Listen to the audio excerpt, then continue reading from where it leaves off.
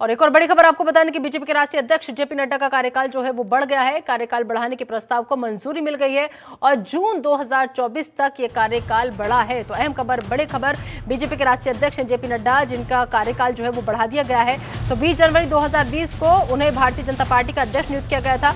सितंबर 2022 में जेपी नड्डा का कार्यकाल बढ़ाकर 2024 तक कर दिया गया था, लेकिन अब खबर यह है कि जून 2024 तक ये कार्यकाल और आगे बढ़ा दिया गया है। तो बीजेपी के राष्ट्रीय अध्यक्ष जेपी नड्डा जिनका कार्यकाल बढ़ा दिया गया है। तो अहम खबर, बड़ी खबर इस वक्त की, भाजपा अध्यक्ष के रूप में जेपी नड्डा का कार्यकाल बढ़ा है। और साथ ही साथ आपको बता दें कि दरअसल राष्ट्रीय अधिवेशन जो था बीजेपी का चल रहा था, उसी में कार्यकाल के बढ़ाने के प्रस्ताव को मंजूरी दी गई। अब जून 2024 तक जेपी नड्डा ही भाजपा के अध्यक्ष के रूप में रहेंगे।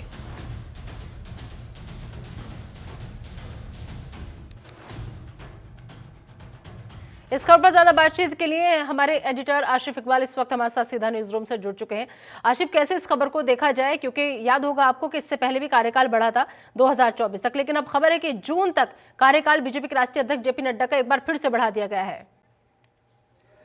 देखिए, बिल्कुल निदा, जिस तरीके से आप देख सकती है कि साफ तौर पे 2 दिनों की एक राष्ट्रीय कार्यकारिणी की बैठक थी, जिसमें 11,000 कार्यकर्ता और नेता सभी लोग शामिल हुए थे। और भारतीय जनता पार्टी के तमाम बड़े नेताओं ने अपनी जोर शोर से आह्वान दिया कि अगली बार भी मोदी सरकार बनेगी, और साफ तौर पे 400 पार का नारा दिया है। खुद प्रधानमंत्री नरेंद्र मोदी ने यह नारा दिया है और साफ तौर पे कहा है कि 370 सीटें लाकर हम वहाँ भारतीय जनता पार्टी को मजबूत करेंगे और साफ तौर पे 400 का आंकड़ा हम तमाम गठबंधन के साथ मिलकर पार करेंगे। मतलब साफ है कि ये गुरु मंत्र दिया गया और इसी गुरु मंत्र के लिए 48 घंटों का मंथन बैठक भी किया गया, चिंतन बैठक किया गया, जिससे निकलकर तमाम चीज़ें सामने आई हैं। और उसमें सबसे बड़ी बात है, देखिए, ये बहुत बड़ी भूमिका होती है, बहुत बड़ा पद होता है और उसी से तमाम चीज़ें निर्धारित होती हैं, और वो राष्ट्रीय अध्यक्ष का पद होता है। इसीलिए आप सोच के देखिए कि कितनी बड़ी जिम्मेदारी जेपी नड्डा को दी गई है।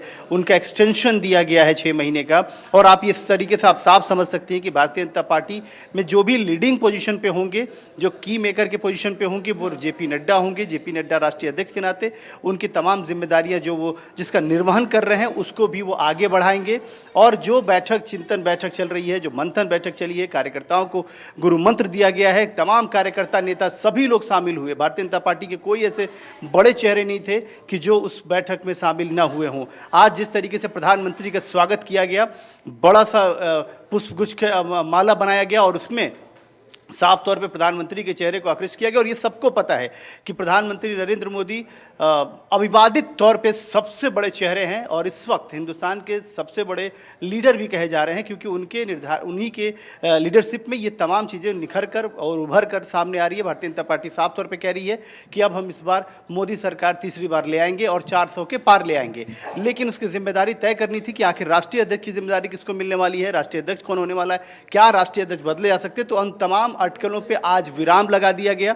साफ तौर पे कह दिया गया कि जेपी नड्डा ही लोकसभा का चुनाव उन्हीं के नेतृत्व में लड़ा जाएगा, उन्हीं के लीडरशिप में लड़ा जाएगा। ये कह सकती हैं कि उनके अधीनस्थ लड़ा जाएगा। वो तमाम पार्टी के कार्यकर्ताओं को और पार्टी के नेताओं को निर्देशित करेंगे, किसकी क्या भूमिका होगी वो निर्देशित करेंगे राष्ट्रीय अध्यक्ष होने के नाते। तो अब तय हो गया है कि अगले राष्ट्रीय अध्यक्ष, मतलब खासतौर पर लोकसभा चुनाव जिस राष्ट्रीय अध्यक्ष की लीडरशिप में होगा, वो जेपी नड्डा होंगे।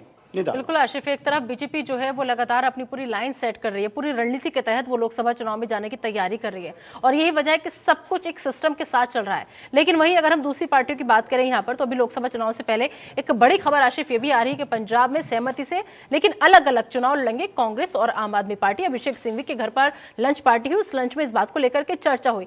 मतलब आप पंजाब में अलग अलग लड़ेंगे, फिर दिल्ली में कैसे फॉर्मूला तय होगा?